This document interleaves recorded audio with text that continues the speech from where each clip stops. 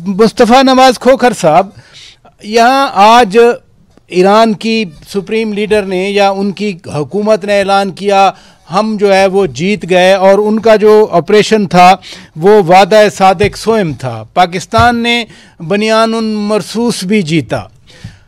दोनों मुल्कों का सर तो फ़ख्र से बुलंद हुआ और पूरा आलम इस्लाम में खुशी हुई।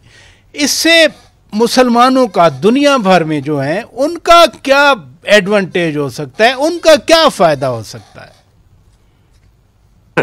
देखिए,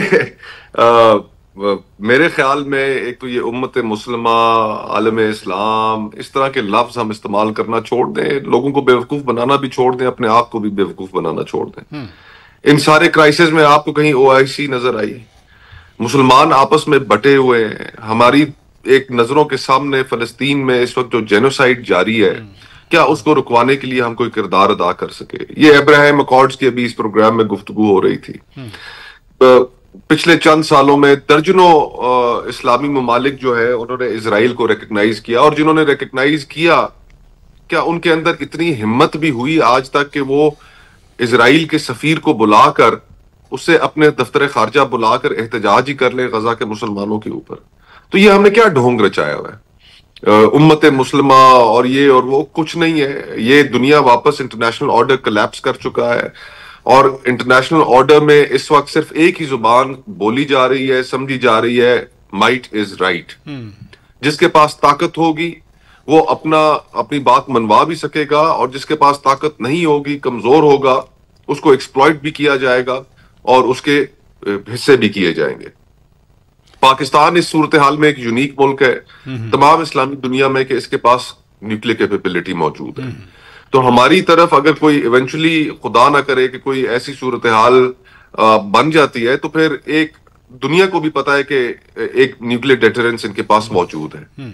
हमें फोकस इस चीज पे करना चाहिए कि हमने अपनी मईशत को कैसे मजबूत करना है, अपने मुल्कों में मजमूई तौर पर, ना सिर्फ पाकिस्तान बल्कि इस्लामी ममालिक में साइंस, इल्म, तहकीक, इसको किस तरह प्रमोट करना है।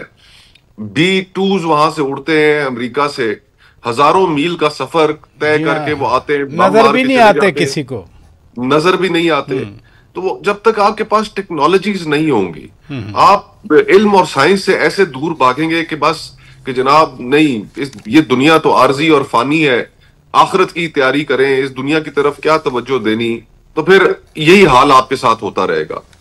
तो मैं ये समझता हूं कि ये जो आपने सवाल फवाद से भी पूछा था, पाकिस्तान के लिए एक पाकिस्तान की फॉरेन पॉलिसी में जो कामयाबी हमें मिली है कि हम भारतीय हिसार तोड़ने में कामयाब हुए हैं। पोस्ट मुंबई पिछले 15 सालों से भारत ने पाकिस्तान के खिलाफ एक परसेप्शन बना दिया कि जी ये तो दहशतगर्दी को सपोर्ट करने वाला मुल्क है, ये तो एक नाकाम रियासत है, ये तो एक दुनिया के ऊपर बोझ है, इसका न्यूक्लियर प्रोग्राम एक खतरा है, इनसे एंगेज करने की कोई जरूरत नहीं है, इनसे डिसएंगेज रहा जाए।